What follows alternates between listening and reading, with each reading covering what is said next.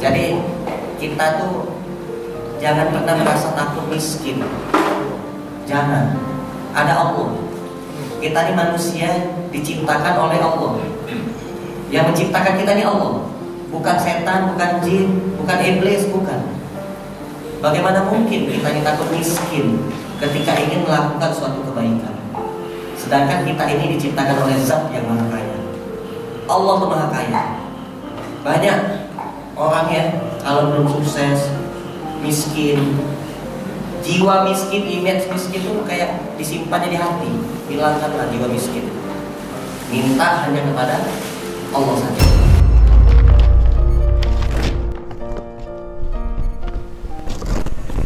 Bismillahirrahmanirrahim. Assalamualaikum warahmatullahi wabarakatuh. Waalaikumsalam warahmatullahi wabarakatuh. Alhamdulillah, masya Allah. Kenalkannya, nama saya Aditya Prayoga, lahir di Palembang tahun 2006, atau ke Jakarta 2006 sampai 2010. Tidak kuat. Akhirnya pulang lagi ke Palembang. Pas begitu pulang ke Palembang, malah masuk penjara sampai 2011. Keluar dari penjara, merantau lagi ke Jakarta lagi.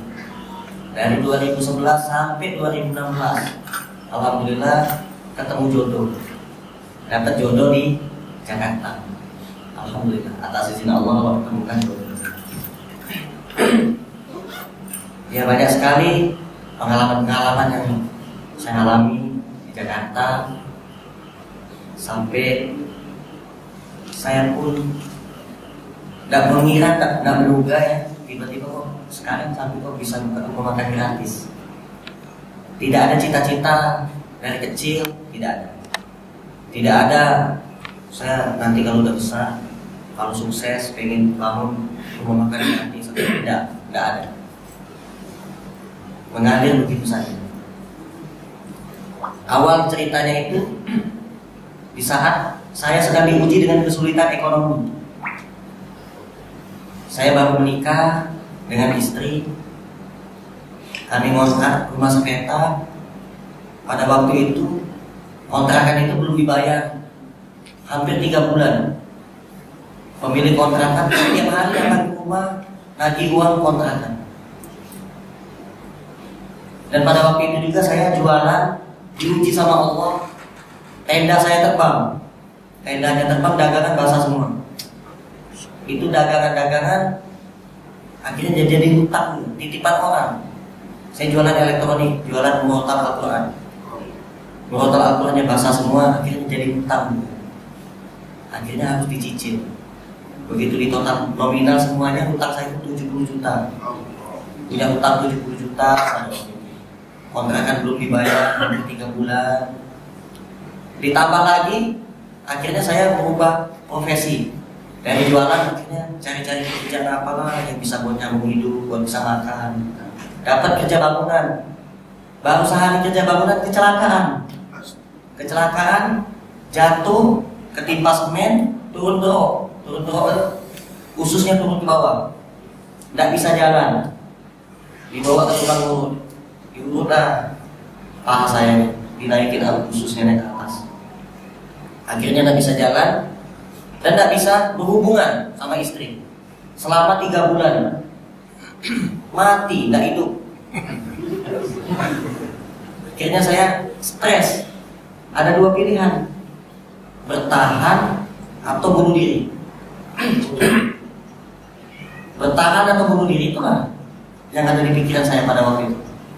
Kalau saya bertahan ya saya betul-betul sabar. Di rumah saya harus sabar menghadapi istri saya. Di luar saya harus sabar menghadapi orang-orang yang nagih hutang. Akhirnya saya bertahan. Tahan, sabar. Disitulah saya belajar tentang makna sabar. Setelah terus saya semangat berjuang untuk agar bisa sembuh. Akhirnya pada waktu itu saya pergilah ke masjid. Alhamdulillah selama 3 bulan bisa jalan. Saya pergi ke masjid Darussalam Kota Wisata. Saya Saya pergi ke situ, sholat subuh di masjid.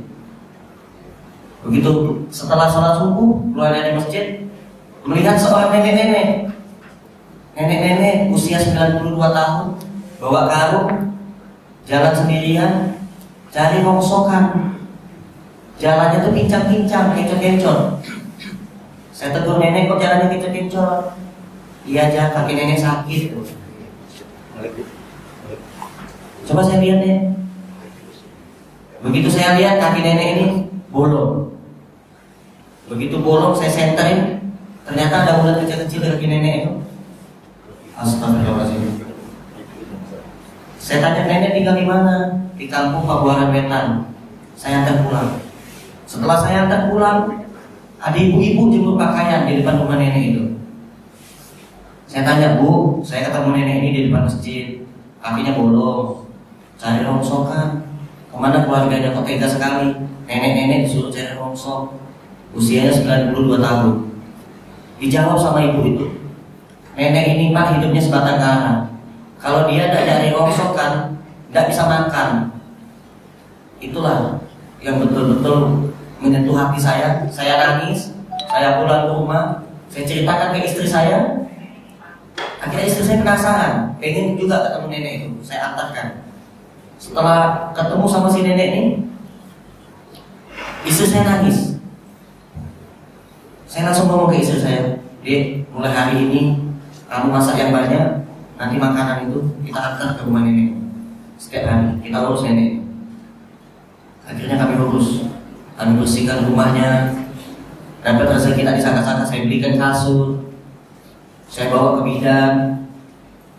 Sampai nenek itu meninggal, alhamdulillah sering dapat rezeki tak disangka-sangka.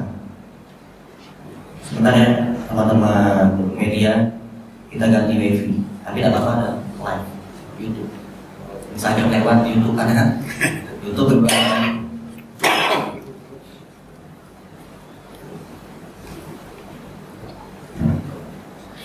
Akhirnya setelah nenek itu meninggal, sebelum nenek itu meninggal, pundak saya ini ditepak 3 kali.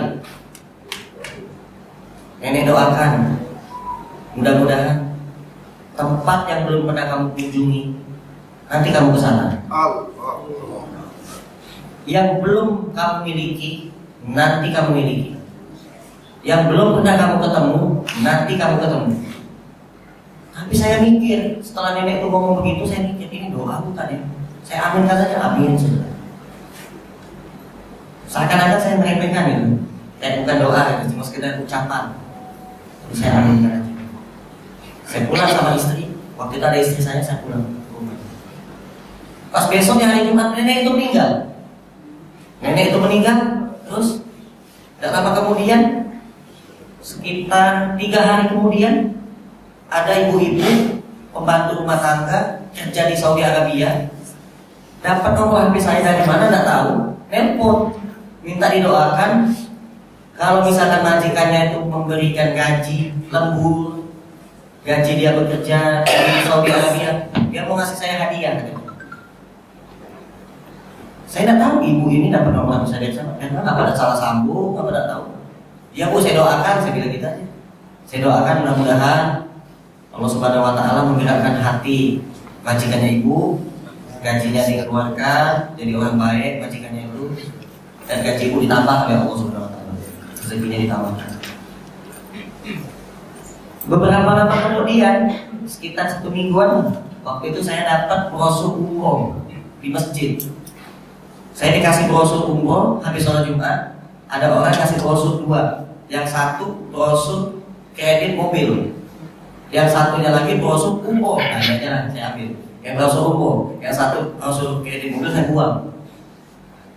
Saya taruh di atas TV, saya gosok-gosok, sholawatin, baca Al-Fatihah, mudah-mudahan nanti umroh. Jangan dibuang ya deh, saya bilang ke istri saya. Brosur umroh ini biarlah di rumah saya, di rumah kita ada Ka'bahnya, karena ada gambar Ka'bahnya itu di brosur ini. Mudah-mudahan nanti bisa berangkat umroh. Sekitar seminggu lah itu ibu itu nelpon lagi. Mas, saya mau ngasih hadiah, saya mau dapatin janji saya. Bu, ibu tahu nggak nama saya siapa? Nama saya masih siapa? nama saya Adit. Ya, saya mau kasih hadiah mas. Alhamdulillah doanya terkabul.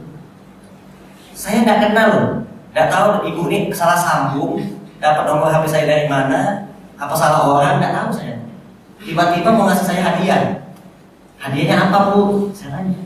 Hadiahnya umroh. Nanti ketemu sama saya di Mekah. Saya tuh kerjanya di Mekah mas. Nggak jauh dari Masjidil Haram. Masya Allah. Ini benar nggak bu? Benar. Mas Adi punya nomor rekening? Tidak punya bu. Bikin. Langsung saya kirimin uang. Bikin paspor, bikin nomor rekening, terus visa umroh berangkat. Saya takut penipuan pada waktu itu. Saya konsultasi dulu ke ustadz. Akhirnya diminta lah sama si ustadz teman saya nomor HP-nya ibu itu. Ternyata benar ya. Benar Mas Adi dapat umroh gratis. Alhamdulillah ya Allah, rezeki tak disangka-sangka. Gak tahu datang dari mana, kenal nggak dia di Arab, saya di Indonesia, saya di Jakarta. Berangkat saya umroh.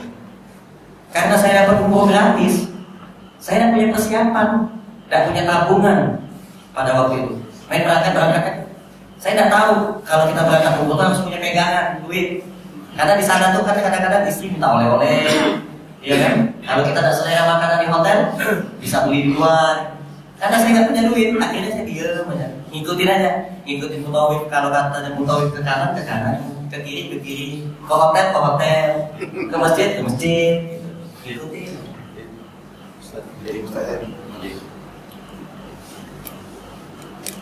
Begitu sudah sampai di Madinah, 4 hari saya di Madinah pada waktu itu. Saya tuh pengen banget ngeliat baju bagus-bagus kan di depan masjid gitu. Ada jualan-jualan baju, pengen banget. Istri saya juga kepengen minta belikan baju gitu. Iya saya doain aja mudah-mudahan ada rezeki. Nanti Abi beli baju yang banyak, yang bagus-bagus, yang mahal. Begitu pas udah selesai di Madinah, saya berangkat ke Mekah. Saya diajak oleh mutawif. Nah ini masa di tempat ngambil mikot katanya di Mekah. Kalau di sana kan di Madinah. Kalau di Mekah ini Masjid Cilona, tempat mengambil mikot di Mekah. Akhirnya ya, saya ikutin aja. Terus. Di Mekah itu ada jualan ayam kayak KFC gitu ya, namanya Al-Baik. Saya tuh kepengen. Nah mulai saya punya keinginan. Ada kentang, ada ayam besar banget ayamnya. Ayam Al-Baik namanya. Ada kentang, ada spaghettinya juga, ada burgernya juga, ada KFC bentuknya. Tapi di Arab, pengen saya tuh makan. Tapi duit saya cuma 20.000. Kalau ditukar real apa? Akhirnya saya masuk Masjidil Haram, masuk ke Ka'bah, saya sholat di situ. Setelah saya sholat pada asar, saya keluar, duduklah saya di samping Zam-Zam dekat hotel, saya duduk di situ. Tiba-tiba ada bapak-bapak nyamperin saya, nggak kenal, nggak tahu namanya siapa. Tiba-tiba nyamperin saya, negur, nungguin siapa mas? Nggak nunggu siapa pak? Saya bilang, ternyata ini pegawai di Arab kan dengan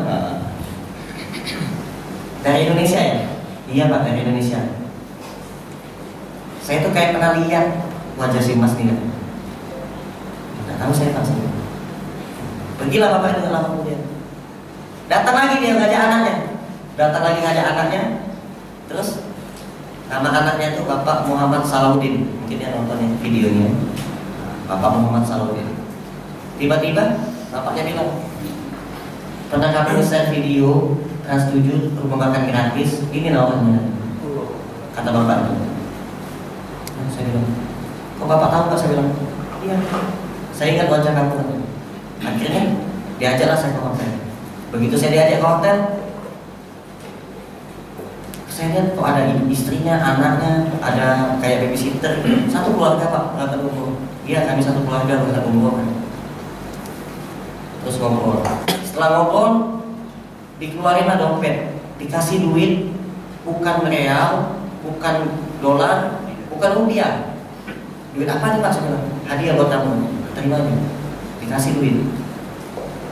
Begitu saya dikasih duit, saya terima, saya kantongin, kembali saya ke hotel. Udah selesai ketemu sama bapak itu, Ada mutawif, saya bilang, Ustaz, Anda dikasih duit sama orang, nggak kenal, nggak tahu orang mana, namanya Bapak Muhammad Salahuddin. Nah ini duitnya nih, tulisannya Dina kan. Wah, Sultan Mas Adin yang ngasih duit ini katanya. Iya Mas Adin, Sultan, mau ditukerin. Boleh Ustaz ditukerin, Anda pengen banget makan chicken al-baik. Tadi berdoa nyampe ke Mekah itu, nyampe ke Ka'bah ya berdoa, minta dikasih rezeki tak disangka-sangka. Ya Allah, berilah hamba rezeki tak disangka-sangka. Ya Allah, rezeki yang banyak. Di kantong 20.000, banyak keinginan. Pengen beliin istri baju, pengen beli kentang, chicken al-baik, ayam dulu kan itu. Dikasih lah duit. Begitu dituker, banyak dikasih. Begitu dituker ke tempat penukaran uang itu, tebalnya tuh segini. Satu lembar itu saya lihat 500 ayam, warna hijau. Ustaz, satu lembar ini bisa makan chicken al-baik. Satu jamaah ini katanya Mas Adi dapat semua katanya. Wah, Masya Allah, saya bilang banyak nih duit ini berarti dikasih bapak itu. Makanya saya bilang Sultan yang ngasih itu katanya. Masya Allah. Akhirnya saya simpan nomor HP bapak itu di HP saya. Saya kasih nama Bapak Muhammad Salahuddin, orang baik. Saya tulis, wah, orang baik. Sampai sekarang tidak pernah saya hilang-hilangin nomor HP-nya di HP saya.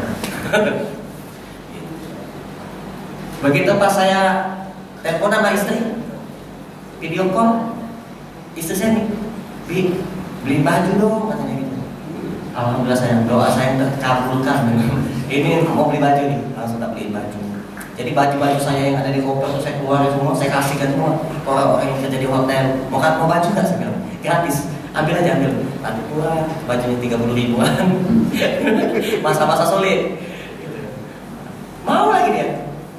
Kosongin koper. Saya beli baju banyak, baju baru semua. Beli di Mekah semua baju itu.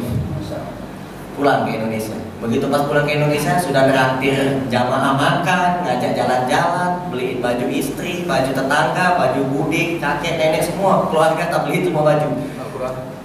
Terus ada di Masjidil Haram itu, di samping itu ada lemari, isinya itu cuma separuh, tidak full Al-Qurannya itu.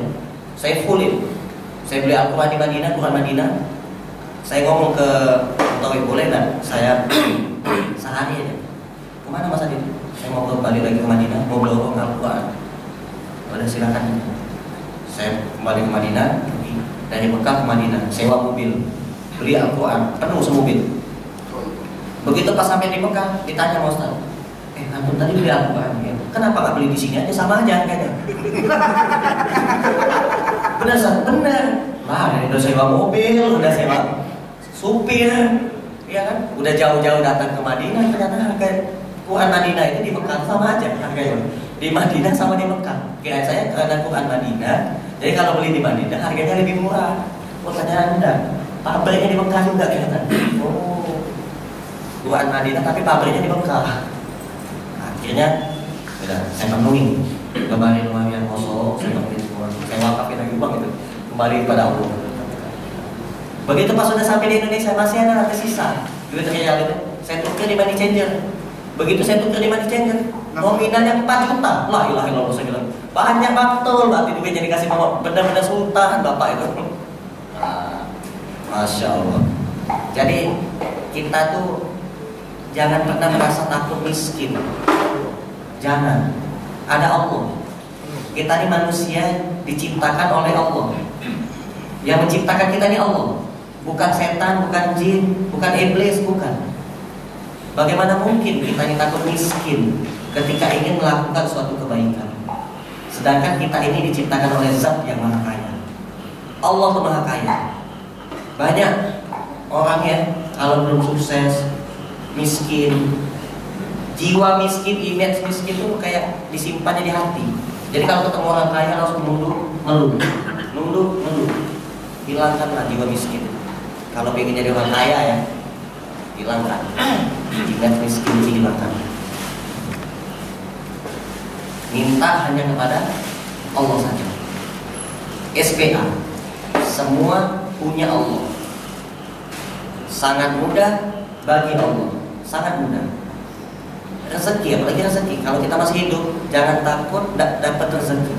Kalau kita ada mati, baru rezeki putus. Itulah satu.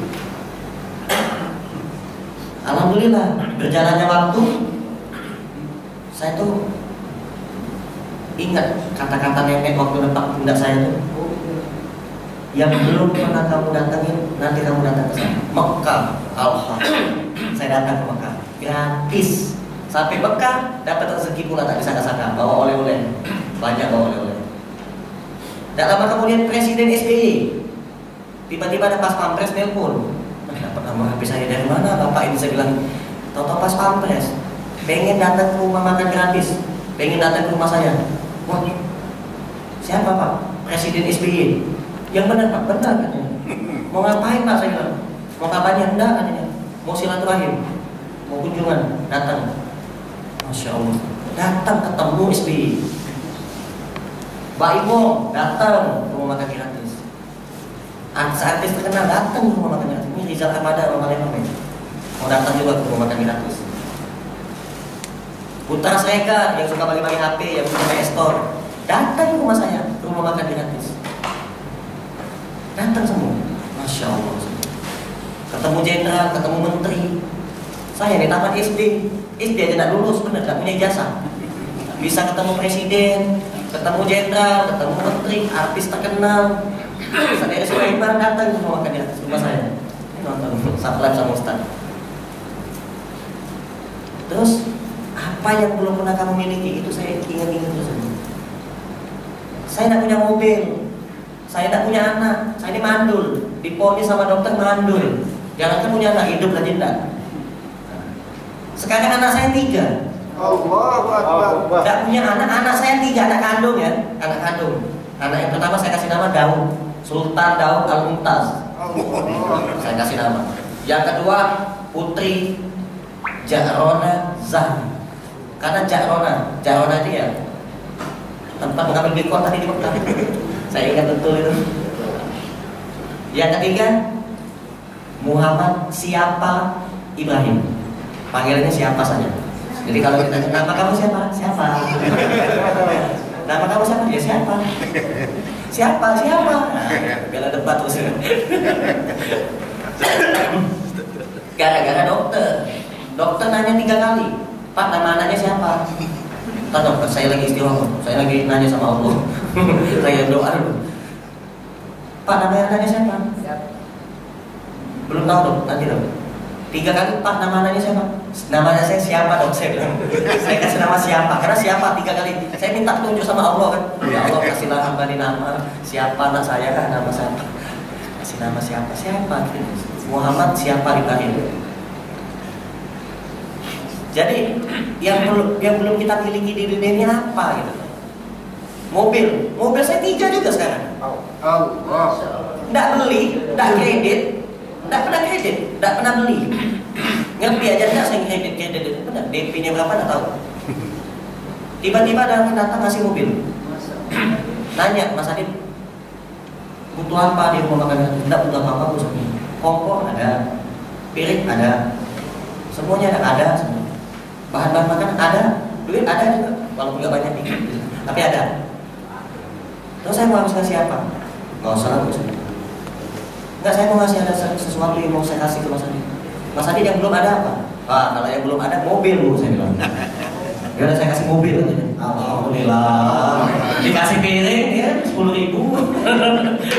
Dikasih mobil. Siapa yang mau nolak? Enggak ada yang mau nolak. Dikasih mobil. Masya Allah. Pertama kali mobil Luxio. Yang kedua mobil Nissan Serena. Yang ketiga mobil Mitsubishi Expander. Saya bawa ke Jakarta. Saya bawa ke tidak depan. Mobilnya mirip-mirip Alphard dikit. Insya Allah nanti ganti Alphard. Amin. Mau di masjid ini. Barangkali ada yang punya mobil 4, 5, 6 susah parkir, boleh parkirkan mobilnya di masjid Baitul Aman. Ada Ustaz. Baik Ustaz, terima kasih, Masya Allah, inspirasi yang luar biasa. Intinya beliau ini penuh dengan penderitaan. Jadi kisah-kisah seperti ini bukan kisah yang beliau menceritakannya tertawa itu ya sekarang. Mengalaminya pasti menangis ya. Pilihan antara bertahan atau bunuh diri itu kan luar biasa dan beliau bisa survive. Dan itu saya yakin, saya termasuk Ustaz, termasuk orang yang berkeyakinan bahwa kita ini adalah hasil suluk orang tua kita. Nah kira-kira Ustaz, karena saya pernah mendapatkan dari guru kami bahwa tidak akan muncul lahir orang soleh kecuali yaitu keturun dari orang-orang yang dermawan. Di pucuk-pucuk Ustaz ini kita tahu beliau di asli Palembang, R-nya Bedolot, ya. Berarti asli Palembang. Kira-kira Ustaz bisa mungkin menilik ke atas, kira-kira ada Ustaz kira-kira untuk inspirasi kita sebagai orang tua bahwa ternyata memang di pucuk-pucuknya entah yai, kakek, gede, bahasanya itu orang-orang yang dermawan, orang soleh, itu kira-kira orang. Dan saya yakin pertanyaan ini belum pernah ditanyakan kepada antum. Masya Allah. Jadi bapak saya itu sakit.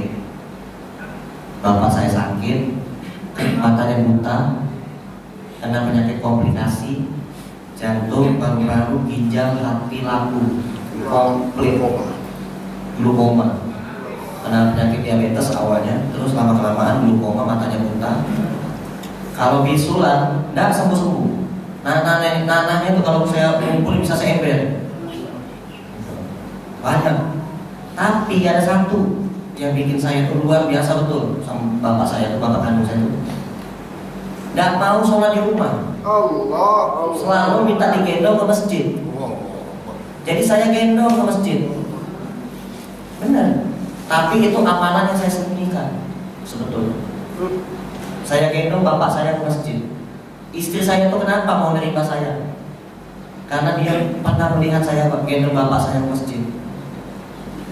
Itu. Saya tuh miskin, hitam, kurus. Sekarang lagi tuh dikasih makan terus, makan gratis. Masih hitam juga. Masih hitam juga. Nah hitam banget, tapi kalau dulu hitam dekil.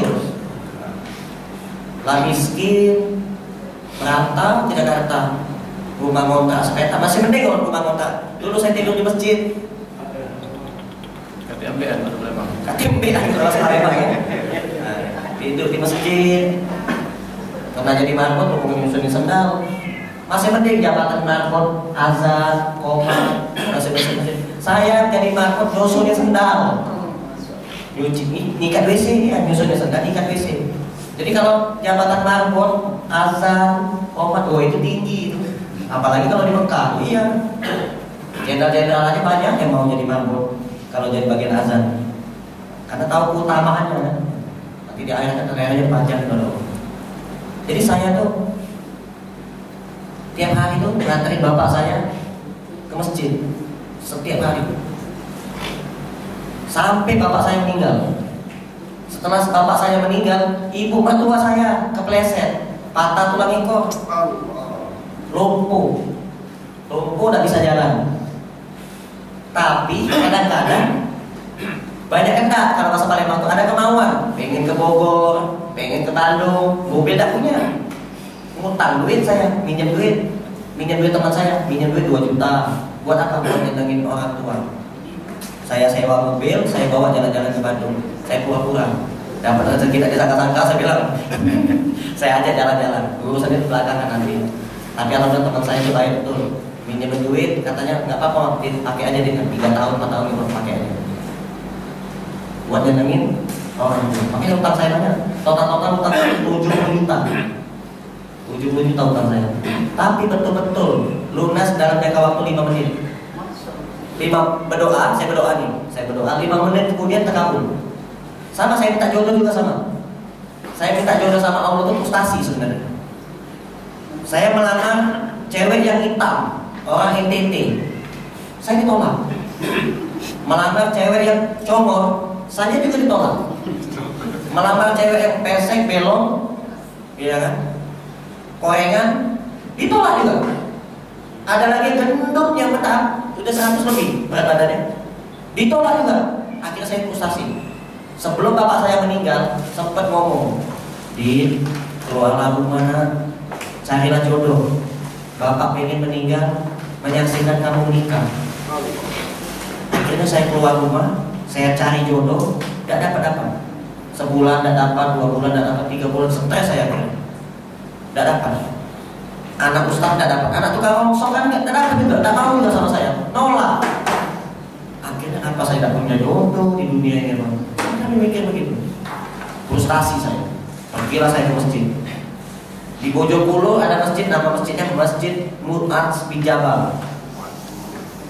Masjidnya ada dinding, baru dibangun, tidak ada dindingnya, tidak ada keramiknya, masih lantai semen, baru cuma ada atap, tiang-tiang semen. Saya sholat di situ, sujud saya lama-lama, curhat saya sama Allah. Saya minta jodoh, saya minta rezeki yang banyak, tak apa-apa ya Allah, berilah hamba rezeki yang banyak sebanyak-banyak mungkin. Yang penting halal dan berkah. Itu doa saya. Ya Allah, hamba minta rezeki sebanyak-banyaknya, ya Allah berilah hamba rezeki sebanyak-banyaknya. Yang penting halal dan berkah. Minta saya. Terus saya minta, ya Allah berilah hamba jodoh yang cantik. Pokoknya kalau ada jamaah gadis cantik yang sholat di masjid ini, jadikan jodoh saya ya Allah. Hati-hati ya, anak ustaz, anak kiai ya, anak pengusaha yang sholat di masjid ini, jadi jodoh saya gituin. Tapi masjid Mu'adz bin Jabal, bukan masjid Baitur Rahman ya. Itu doa saya. Begitu saya sujud setengah jam, saya sujud tak bangun-bangun, dilihat sama nganggur, didorong pantat saya sampai saya jatuh. Begitu saya jatuh, saya noleh dia. Apa kau dorong pantat aku? Kusangka kau meninggal kan? Aku lagi sholat, lagi berdoa, aku bilang doanya belum selesai, belum amin. Kau dorong pantat aku, batal sholat aku. Tapi terkabul. Gara-gara pantat aku didorong kuat sama dia, disangkanya meninggal, terkabul. Masya Allah.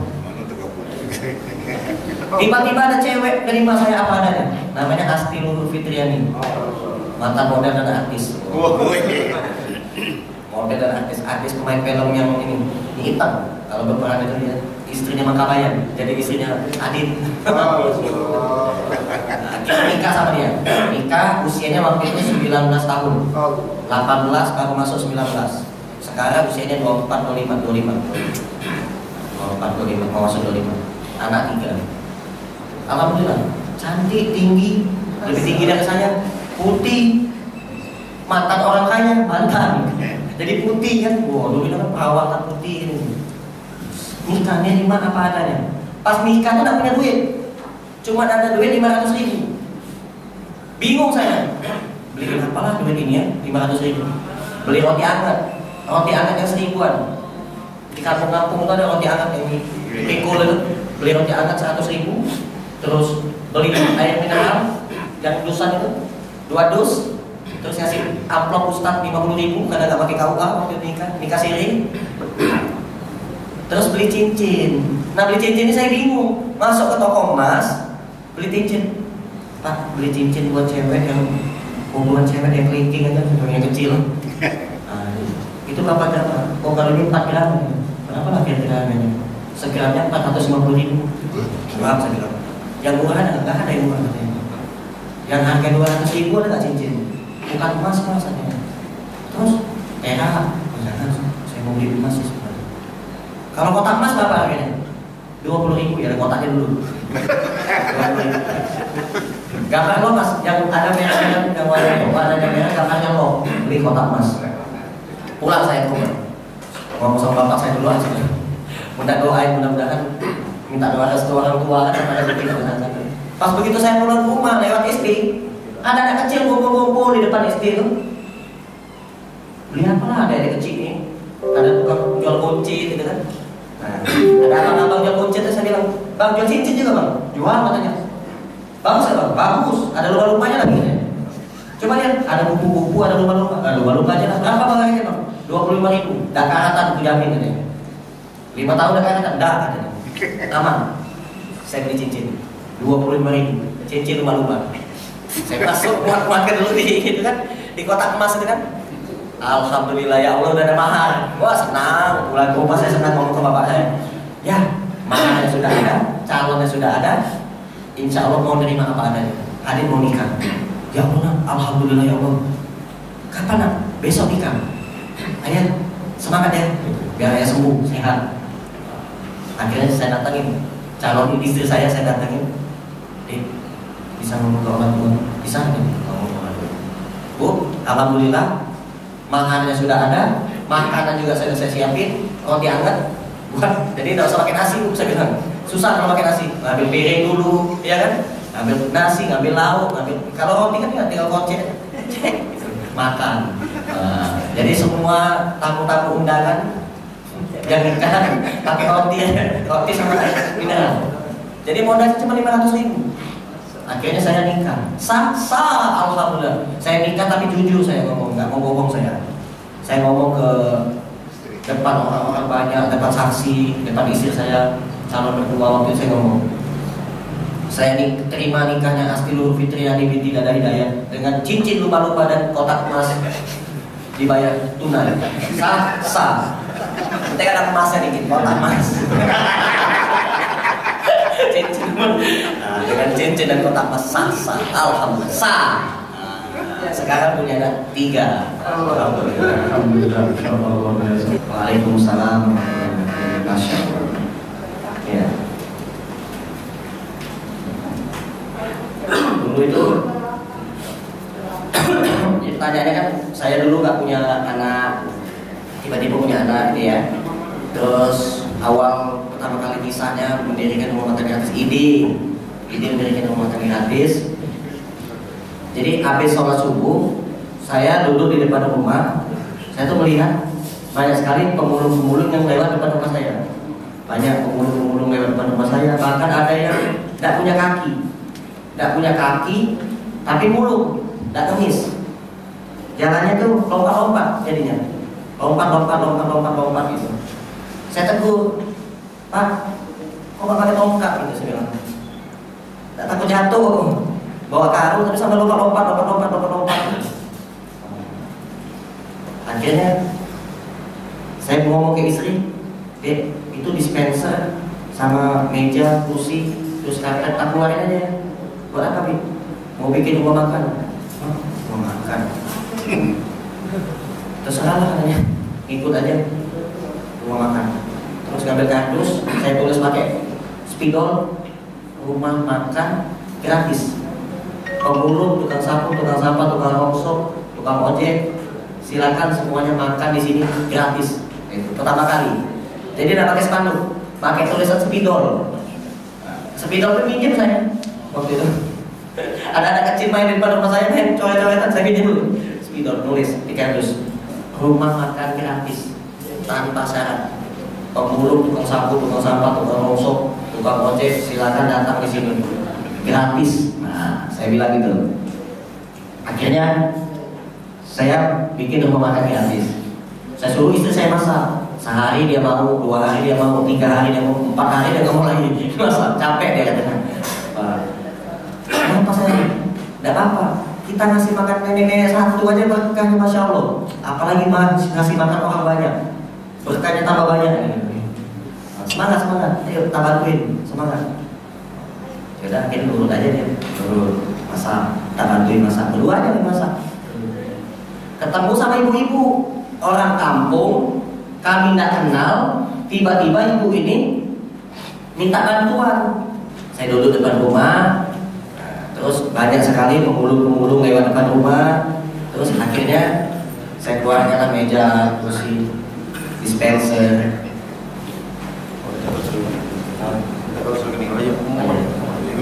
Akhirnya saya bikinlah rumah makan gratis awalnya. Terus dalam kemudian ketemu sama si ibu-ibu orang kampung, dia minta bantuan, datang ke rumah saya. Katanya kalau misalkan dia tidak punya uang sore ini, dia diusir dari kontrakan, sedangkan dia itu ngurusin cucunya. Katanya, emang itu butuh uang berapa? Saya bilang, utang apa? Uang buat apa? Gitu. Buat bayar kontrakan. Sudah 3 bulan ibu itu belum bisa bayar kontrakan. Minta bantuan ke saya. Saya ada posisi ada duit sih, tapi tidak banyak. Sekitar 2 jutaan mau saya tuh pada waktu itu. Saya ngomong ke istri, Dek, kita bantu nggak ibu ini, Dek? Ibu ini tidak punya duit. Sudah 3 bulan tidak punya duit buat kontrakan. Sebulannya berapa? Tanya dulu ibu itu.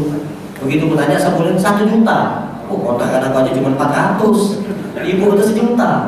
Besar banget kok kontrakannya, Bu, saya bilang. Iya, saya ada cucu katanya gitu. Emang ibu nggak punya anak? Anak saya itu anak jualan ayam, ayamnya mati semua kena virus ini. Flu ayam, pelihara ayam tuh ayam orang nih dipelihara sama dia tuh mati semua, jadi utang akhirnya. Ya Allah, saya bilang. Ya udah ibu tunggu dulu sebentar, dia bikinin susu deh ibu deh. Bu, nanti habis minum susu sholat ya. Saya mau susu dulu. Sholat dulu saya masjid. Saya suruh ibu tuh sholat. Begitu saya ke masjid, dari sana ketemu teman saya dari Libya. Ketemu teman saya dari Libya, terus bilang, Mas Arif, oh iya, masih ingat lah, saya bilang, Mas, mau nitip Mas, nitip apa? Mas Arif kan punya banyak kenalan orang kampung, barangkali yang ada yang butuh duit. Ini ada teman saya juga nitip uang zakat mal, katanya, 3 juta. Mau disampaikan Mas, saya bilang di rumah saya ada ibu-ibu, saya ceritakan, ada ibu-ibu butuh uang buat bayar kontrakan. Dia butuh uang 3 juta, satu bulan itu 1 juta. Anaknya itu jualan ayamnya mati semua. Kalau itu masuk, antum mau bantu ya silakan. Anda terimanya, antum ikut ke rumah. Orangnya di rumah.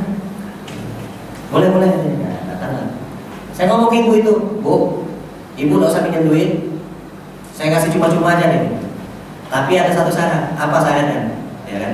Yang pertama ini kan rezeki datang dari Allah. Tak disangka-sangka. Saya cuma sebagai jembatan. Duit ini bukan duit saya, duit dari orang baik. Ibu bantuin saya bikin program sedekah, rumah makan gratis. Bantuin saya masak setiap hari. Bisa masak kan? Bisa Pak Adit. Saya dulu buka warteg katanya. Wah udah pas kalau gitu. Masak yang banyak. Saya cari duit, ibu masak yang banyak. Nah gitu. Saya kasih duit 3 juta itu. Kasihin. Datang dia setiap hari. Jam 5 subuh udah datang, ibu tuh. Saya lagi ke pasar, saya kan ke pasar subuh.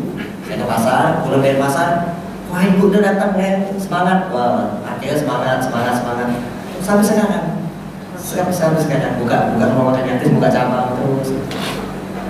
Saya pikir awal itu berat. Awalnya sempat istri saya tuh ngomong, Bi mau nyampe kapan buka rumah makan yatim kayak gini? Takutnya kita nanti gak istiqomah. Sedangkan kamu aja pekerjaan ya, kadang jualan, kadang enggak. Kadang ada pemasukan, kadang tidak pemasukan. Sempat berpikir seperti itu. Jalanin aja terus, saya bilang. Kita juga sehat walafiat, tak meninggal, tidak sakit-sakitan. Gitu. Buktinya kita bisa bayar kontrakan, dapat rezeki kita disangka-sangka. Ya udah, akhirnya jalanin terus, berjuangin terus sampai sekarang, alhamdulillah. Nah, terus singkat cerita tuh waktu itu saya tuh ketemu sama orang Palembang. Dia suka nonton live. Orang Palembang namanya Farid. Profesor Farid ini dia tuh punya pabrik sabun. Dia punya pabrik sabun, ketemu sama saya. Saya tuh kerja sama dia, jualan sabun keliling, suami istri, pakai motor. Jadi kalau ada tukang soto, tukang apa, jualan sabun cuci piring, jualan sabun mandi, jualan sabun lantai, sabun buat nyetrika, gitu kan. Sabun ibu-ibu kan suka biasa cuci baju, sabun cuci baju jualan gitu. Nah, dia orang Palembang, saya diajak ke pabriknya kan. Terus saya jualan juga online gitu, saya jual online, kami laris. Terus lama-kelamaan, alhamdulillah nama saya ada di perusahaan itu, jadi online. Salah satu online perusahaan, jadi nama saya ada. Masya Allah. Alhamdulillah, atas izin Allah semuanya.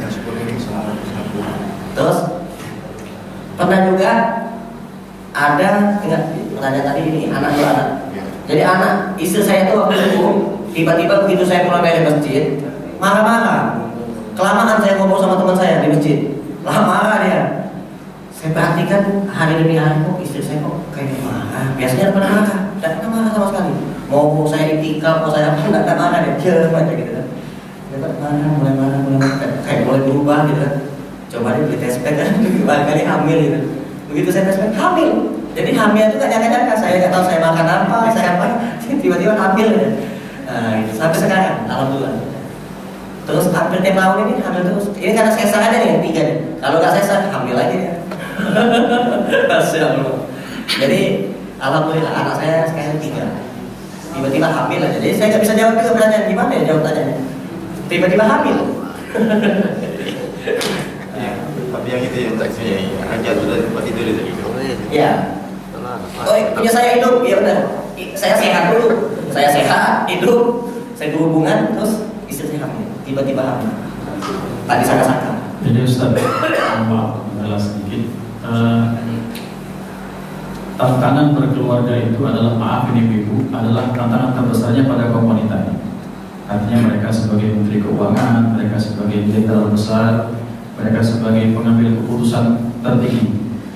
Nah, untuk meyakinkan istri bisa sampai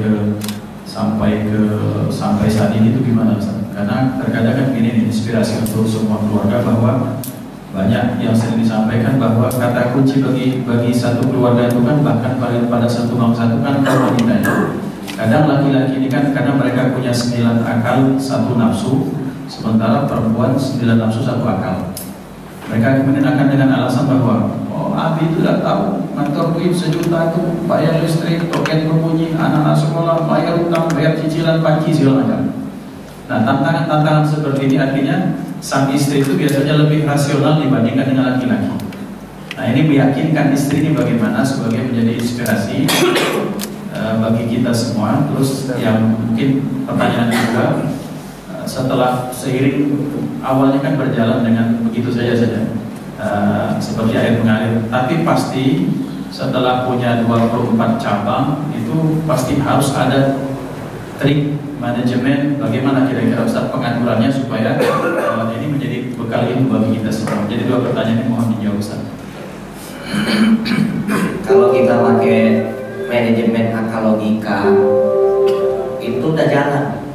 Saya pernah dulu orang sarjana bantu ngurusin manajemen berantakan.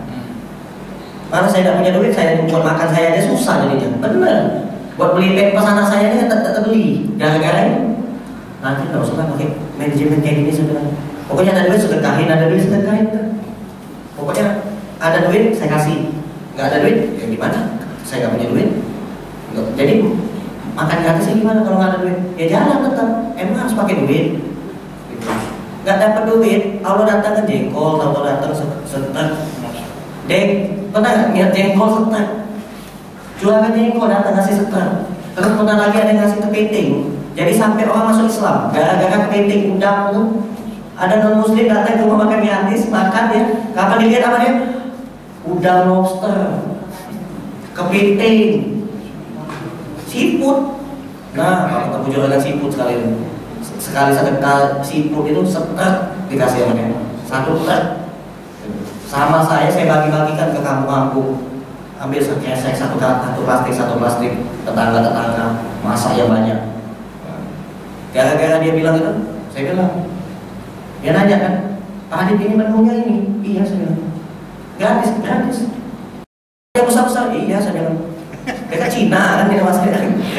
Kata dia, ini yang besar ini harganya bisa 2 juta katanya. Besar kan? Udang laut yang besar itu lobster. Yang besar-besar ini lokal sasa itu. Ini gratis, dipotong aja. Enggak, saya bilang, biarin aja sebesar itu. Jadi 1 orang tidak pakai nasi, makan lobster aja. 3 biji kenyang. Yang besar, tidak usah pakai nasi, tidak apa-apa, makan aja. Gara-gara itu masuk Islam. Nah ini jangan nyalain saya bilang ini saya tidak salah loh, saya dakwah enggak, cuman nyediain makanan gratis, masuk Islam. Terus ada lagi nenek-nenek datang ke rumah makan, datangnya jam 5 sore. Nek apa datangnya 5 sore, makanan sudah habis. Sengaja nenek datang nunggu lapar katanya. Tadi siang lah kenyang, udah datang ke sini katanya. Nah sekarang lapar, nenek datang. Nah punya makanan lagi, di dapur ada makanan, ada duit 30.000 di kantong saya. Gila saya kuarter, saya beli kuarter. Saya tanya, Bu kasih ayam berapa? 15.000. Kalau ayam apel 4.000. Kalau dada 4.000. Saya ada 30.000, belikan semua. Pakai ayam, pakai ati ampela, pakai telur, pakai ikan, bilang kasih semuanya 30.000. Pakai sayur. Dalam hati saya, pasti nenek ini udah habis. Banyak banget sekali ini 30.000 lebih banget. Nah, semuanya kasih. Pulang saya ke rumah bawa nasi warteg, dikasih teh tawar pula ibu warteg gratis teh tawarnya. Pulang Begitu pas pulang rumah kasih nenek itu makan nenek. Saya tinggal sebentar nenek, sebentar, saya ke belakang dulu sebentar. Saya tinggal. Begitu saya dapat habis, tinggal ada pisang, tersisa astor, tinggal ada pisang, kertas nasi dan pisang. Ya Allah, saya bilang habis, lahap dia makan, habis, tinggal tulang-tulang dia, benar habis. Sedikit setetes nasi ini ada, sebiji nasi ini ada, bersih, masya Allah. Begitu sudah makan, tidak pulang-pulang, tidak pergi-pergi. Udah mau maghrib waktu itu. Saya panggil mulanya Kak, Bu, nenek itu tidak pulang-pulang, tadi sudah saya kasih makan. Coba lihat di belakang di dapur, barangkali ada indomie atau ada gendum, ada beras, ada apa, kasihlah sembako ke nenek itu.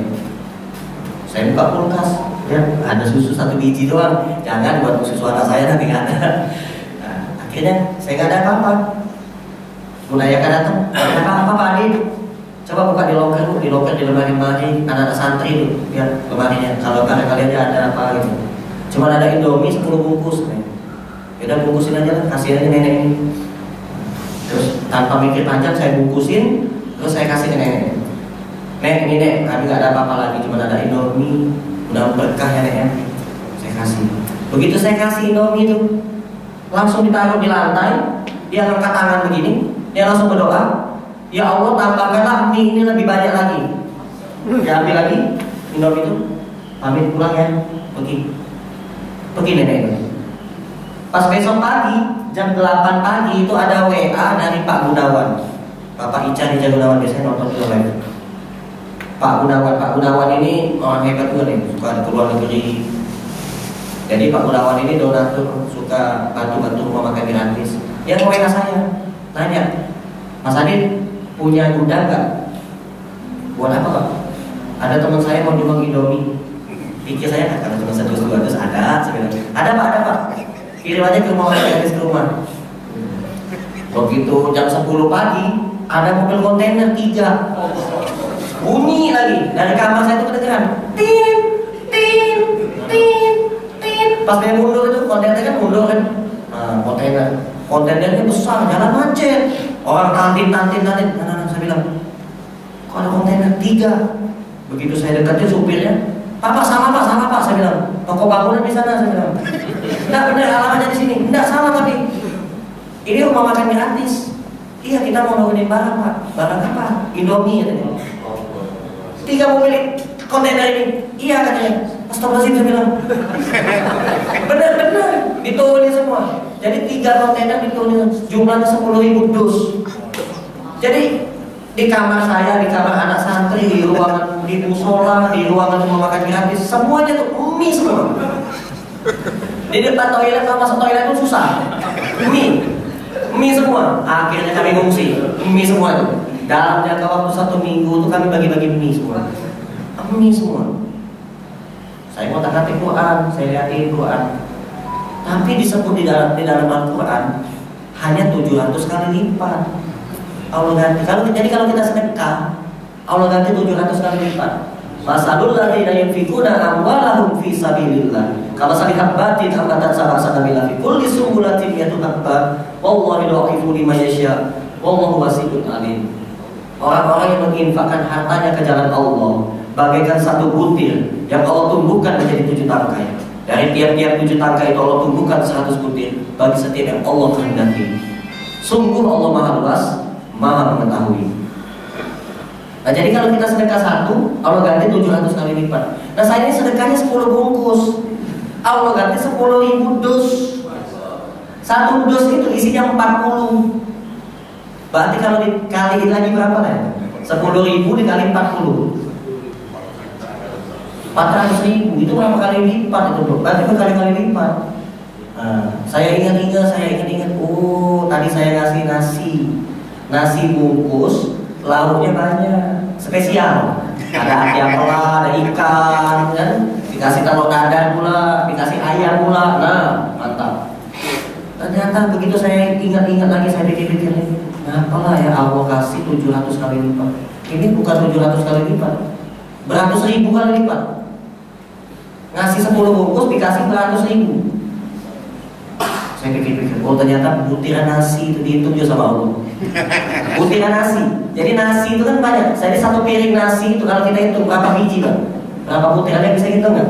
Saya aja sampai hari ini nggak bisa hitung. Bener. Jumlahnya berapa saya nggak tahu. Nah itu ternyata, oh masya Allah. Bener. Makanya saya ngasih makan nenek-nenek satu aja. Hidup. Tadinya mati. 3 bulan Pak mati bener. Woi bapak kalau ngerasain 3 bulan nangis Pak bener. Nangis. Saya pasti yakin istrinya nggak kuat juga pasti. Nangis. Saya aja nangis terus nangis saya. Saya nangis sama Allah nangis. Kalau malam-malam saya sholat nangis. Ingat ini dari hidup nangis. Saya sholat kan duduk. Nangis saya ingat benar. Minta disembuhkan, minta dihidupkan, minta dihidupkan. Belum punya anak, nggak ada hidup. Tapi hidup. Sekarang anak saya 3. Ngasih Indomie 10 bungkus, aku datangkan 10.000 dus. Nah kemarin baru-baru ini kan saya live sama Ustaz dari Sulaiman, kedatangan tamu dari suku Dayak, Kalimantan Barat. Dia mau pulang ke Kalimantan, tapi punya duit. Nah sama, saya bilang, saya punya duit. Iya, 13 orang. Satu tiket pesawat itu 1 juta. Kalau dikali 13 juta. Belum PCR. Barulah saya mikir, mana caranya ya, biar bisa bantu orang-orang ini bisa pulang ke Kalimantan. Baru mikir, belum ketemu jawaban di pikiran saya. Tiba-tiba ada ibu-ibu direktur perusahaan Bukaka nelpon, Mas Adit, itu yang di rumah makan gratis ada orang 13 anak santri dari Kalimantan Barat. Mereka kapan pulang? Ini mau pulang tapi tidak punya duit buat ongkos. Semuanya saya biayain. Makannya, PCR-nya, pesawatnya semuanya saya biayain. Masya Allah. Jadi udah dapat ongkos gratis, PCR gratis, jatah pula 1 juta satu orang. Double jadi Masya Allah. Jadi jangan bosan untuk berbuat baik. Terus tanamkan kebaikan. Di hati ada, di pikiran juga ada. Nah, di hati dan di pikiran. Hati yang baik. Ya. Sedikit kita biar ada tuh. Ya dia lu, dia dia. Ya dia lu. Apa bukan mesti dia lu? Nah, biar ada tuh. Ini ada yang. Nah, itu. Iya dia. Kita pegang dada kita. Kita pegang dada kita. Hati lapang, rezeki lancar. Hati sempit, rezeki sulit. Lapangkan hati kita. Lapangkan dada kita. Legowo. Mau dengar nasihat. Mau juga berinfak. Mau menerima. Mau juga memberi. Terima. Kasih. Terima. Kasih. Kalau kita dapat rezeki, kita mau beramal jariah. Jangan sampai harta yang kita miliki, harta yang kita dapati bukan menjadi jariah, malah menjadi malapetaka. Tujuan kita surga. Innal ladzina amanu wa amilus solihati lahum jannatun tajri min tahtiha al-anhar. Sungguh kata Allah, orang-orang yang melakukan kebaikan akan Allah masukkan ke dalam surga. Yang mana di surga itu ada sungai-sungai yang mengalir. Innal ladzina fatanul mu'minina wal mu'minati summa lam yatubu falahum azabu jahannam. Sungguh kata Allah, orang-orang yang melakukan keburukan apabila dia tidak bertaubat summa lam yatubu falahum azabu jahannam. Akan Allah masukkan ke dalam azab neraka jahannam. Di dunia sengsara, susah, keliling utang. Di akhirat neraka jahannam. Alhamdulillah saja. Dan itu berdua. Kita di baru lahir ditolong orang. Siapa yang nolong kita? Dukun mana? Bidan, dokter, perawat. Kita baru lahir ditolong orang. Semasa hidup kita tidak nolong orang. Begitu kita mati ditolong orang lagi. Mati kita ditolong orang. Siapa yang nolong kita? Tukang gali kubur, tukang masangin kain kapan, tukang mandiin jenazah, dibantu disolatin, dibawa ke pemakaman, ke liang lahat, diangkat. Tidak bisa kita angkat badan kita sendiri. Jadi kalau semasa hidup kita tidak nolong orang, apa kata malaikat? Keterlaluan. Baru lahir ditolong orang, mati ditolong orang. semasa hidup tidak mau nolong orang. Nolong orang tidak, nolong agama Allah juga tidak. Di sini ada kesempatan emas untuk kita semua meraih amal soleh, meraih amal jariah. Yang mana itu ada jaminan, bersertifikat, jaminan ya, jaminan bersertifikat pasti, yaitu fisabilillah, menolong agama Allah, melakukan kebaikan. Ya. Ini bukan nolong orang, tapi ini nolong agama Allah. Di sini ada program bangun masjid, tapi belum selesai. Saya lihat di atas belum ada catnya, ya, belum ada kacanya, belum ada lampunya. Ya Allah, kita ngasih lampu buat masjid 1 biji aja, ya, bisa jadi kuburan kita terang sesaat berjalan. Sampai hari kiamat pun langit sudah terbelah, bumi sudah terbelah, gunung ini sudah hancur, laut itu tiba-tiba naik ke atas bagaikan tsunami. Nah, pernah ada tsunami ya? Wah, begitu laut mau naik ke atas, kiamat datang. Tapi kuburan kita bercahaya. Yang lebih aneh lagi, hancurnya enggak. Ada orang yang dikubur bertahun-tahun, jasadnya tidak hancur. Ada. Jadi buat ayah bunda, bang kakak yang mau beramal jariah, yang mau menghadiahkan amal jariah, yang pahalanya itu betul-betul sampai kepada kedua orang tua yang sudah meninggal, silakan. Di sini ada nomor rekening. Jadi tempat sholat itu dipakai sehari itu 5 kali itu sholat wajib, ditambah lagi sholat sunnah. Ya. Kita ngasih makan orang berpuasa, kita dapat pahala puasa. Nah, kita memberikan tempat sholat, kita akan mendapatkan pahala amal jariah terus ngalir pahalanya. Kita baca Quran aja di masjid, nggak usah dapat baca Quran, dapat baca Quran. 1 ayat itu melipat gandakan pahalanya. Apalagi di bulan Ramadan, berlipat ganda. Ditambah lagi sholat, puasa, baca Quran, masya Allah, banyak sekali kegiatan-kegiatan aktivitas ibadah yang dilakukan di masjid. Masa sih kalah gitu kan? Orang berani bangun tempat maksiat nyampe ratusan juta, miliaran. Tempat itu maksiat, dosa. Tapi kalau dia mau beli surganya dia, mau nebus dosanya dia, katanya sayang sama orang tua, pengen orang tua masuk ke dalam surga, kirimlah pahala amal jariah. Kayak berat gitu. Untuk beramal itu berat sekali. Ada apa gitu? Ada apa dengan hatinya? Jadi kalau misalkan kita lebih mencintai diri kita, lebih mencintai istri kita, lebih mencintai anak keluarga kita, lebih mencintai mobil, rumah daripada Allah, demi Allah, pasti akan celaka. Jika kita lebih mencintai diri kita, lebih mencintai harta kita, lebih mencintai anak keturunan kita, anak istri kita, lebih kita cintai daripada Allah, sungguh kita akan celaka. Pasti celaka. Tidak ada sedikit pun, tidak ada apapun yang bisa menyelamatkan dari murka Allah. Pasti akan celaka.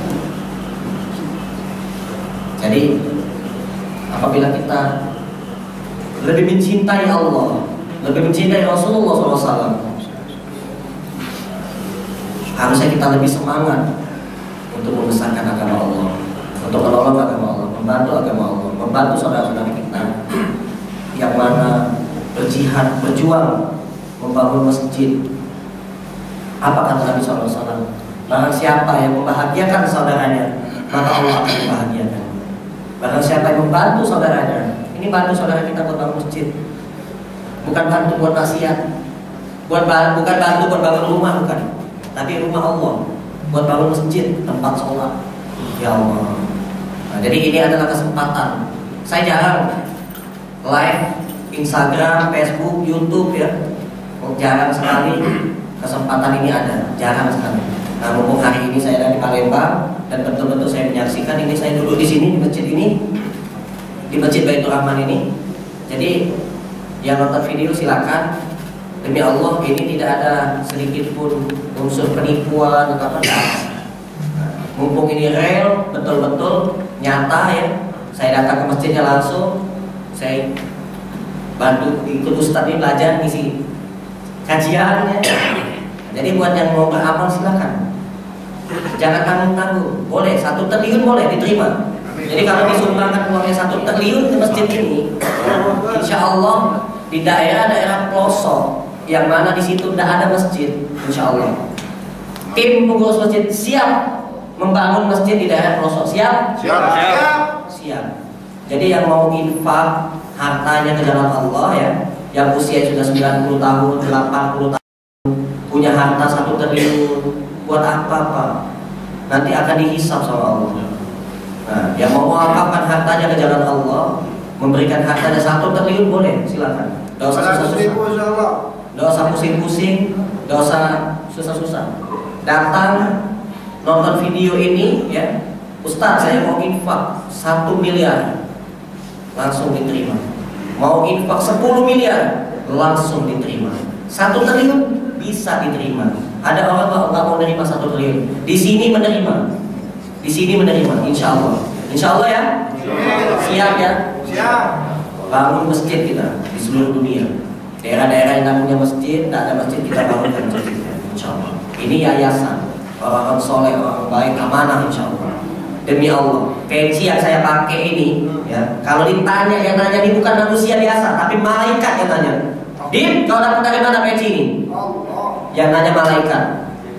Saya jawab, ada orang sakit kanker stadium 4 datang ke rumah saya kasih peci 21 biji, 21 unit. Saya pakai 1, biar dapat amal jariah. Jam tangan ini kau dapat dari mana? Ya, beli di RCTI. Saya syuting di RCTI, saya lihat jam tangan berapa harganya? 1 juta, saya beli. Dapat duit dari mana? Dari RCTI itulah. Baju ini kau dapat dari mana? Gratis, endos, sama sih. Endos, gratis, tidak bayar.